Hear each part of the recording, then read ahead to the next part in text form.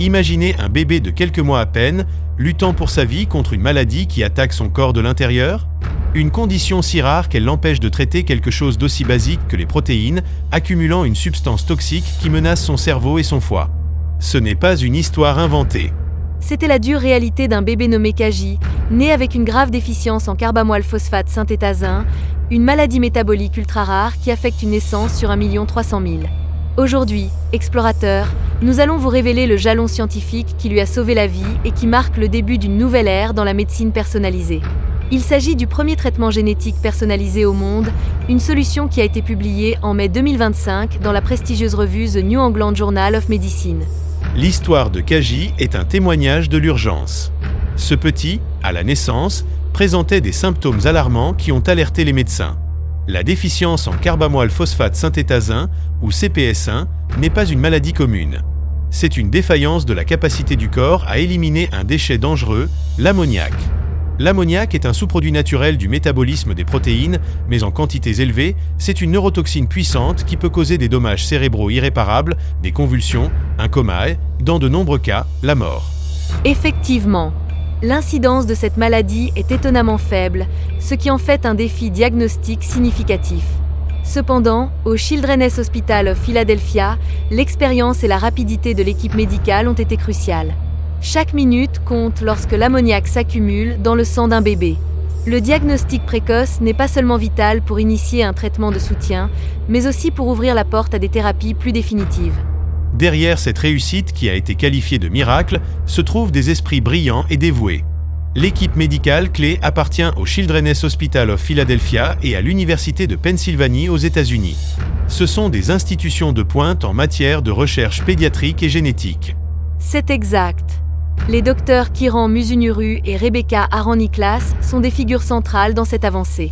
Le docteur Musunuru, en particulier, a été un pionnier dans le domaine de l'édition génétique. Sa vision était de créer une plateforme modulaire et réutilisable qui permettrait d'agir rapidement dans la petite enfance, avant que des maladies comme celle de Kaji ne causent des dommages irréversibles. Il ne s'agissait pas seulement de guérir un patient, mais d'établir un précédent pour de futures thérapies. La pierre angulaire de ce traitement est la technologie d'édition génétique CRISPR. Pour comprendre, pensez à notre ADN, le matériel génétique qui se trouve dans chacune de nos cellules, comme un gigantesque livre d'instructions pour construire et maintenir un corps humain. Dans le cas de maladies génétiques comme celle de Kaji, il y a une faute d'orthographe ou une erreur dans ce livre. Et CRISPR, explorateur, c'est comme un éditeur de texte moléculaire extrêmement précis. Cet outil permet aux scientifiques de rechercher cette faute d'orthographe spécifique, de la couper et de la remplacer par la séquence correcte. Dans le cas de Kaji, la thérapie CRISPR a été conçue pour corriger la mutation du gène CPS1, permettant au foie du bébé de produire l'enzyme fonctionnelle et de traiter les protéines efficacement, réduisant ainsi les niveaux d'ammoniac toxique. C'est une chose d'avoir l'outil pour corriger l'ADN, et c'en est une autre de l'amener à l'endroit exact où il est nécessaire. C'est là qu'intervient la stratégie d'administration innovante, les nanoparticules lipidiques. Imaginez de minuscules véhicules, plus petits qu'un grain de sel, recouverts de lipides, c'est-à-dire de graisse. Ces nanoparticules encapsulent le médicament génétique, le protégeant des défenses de l'organisme et le transportent directement vers les cellules cibles. Dans le cas de Kaji, la destination était le foie, l'organe principal où l'ammoniac est traité. Cette précision dans l'administration est essentielle pour maximiser l'efficacité du traitement et minimiser les éventuels effets secondaires dans d'autres parties du corps. La vitesse à laquelle ce traitement a été effectué est remarquable. Du diagnostic à l'administration de la thérapie, le processus a été extraordinairement rapide, le traitement ayant débuté seulement 7 mois après la naissance de Kaji. Cela a été possible grâce à une approbation réglementaire spéciale de la Food and Drug Administration pour un usage compassionnel, ce qui a permis d'appliquer la thérapie avant qu'elle ne soit disponible de manière généralisée. Kaji a reçu 3 doses de la thérapie entre février et avril 2025. Les résultats initiaux ont été étonnamment prometteurs. Le bébé a montré des améliorations significatives, ce qui lui a permis d'incorporer plus de protéines dans son alimentation sans que ses niveaux d'ammoniac ne montent en flèche. Son besoin de médicaments a été considérablement réduit et surtout, il a connu une croissance et un développement soutenu. Ses niveaux cliniques d'ammoniac et de glutamine se sont également améliorés. C'est une histoire de transformation de vie en temps réel. Le cas de Kaji n'est pas seulement une histoire de succès individuel, c'est une étape monumentale pour la médecine mondiale. Il a été documenté dans une étude publiée dans la prestigieuse revue The New England Journal of Medicine le 15 mai 2025, ce qui lui a conféré une validation scientifique de premier ordre. Cette avancée a été largement reconnue comme un miracle scientifique et l'aube d'une nouvelle ère dans la médecine personnalisée.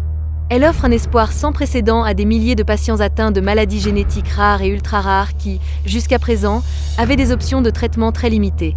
C'est une démonstration tangible de la manière dont la science et la technologie peuvent converger pour redéfinir ce qui est possible dans le domaine de la santé. L'importance de ce traitement va au-delà d'un seul cas. La plateforme modulaire et réutilisable que le docteur Musunuru et son équipe ont développée est essentielle. Cela signifie que les principes et les outils utilisés pour traiter KJ pourraient être adaptés pour traiter d'autres maladies génétiques rares, accélérant ainsi le développement de nouvelles thérapies. Exactement. Nous parlons d'une stratégie qui pourrait transformer radicalement la façon dont nous abordons les maladies génétiques. Il ne s'agit plus seulement de gérer les symptômes, mais de corriger la cause fondamentale au niveau génétique. Cela ouvre la porte à un avenir où de nombreuses maladies que nous considérons aujourd'hui comme incurables pourraient avoir une solution.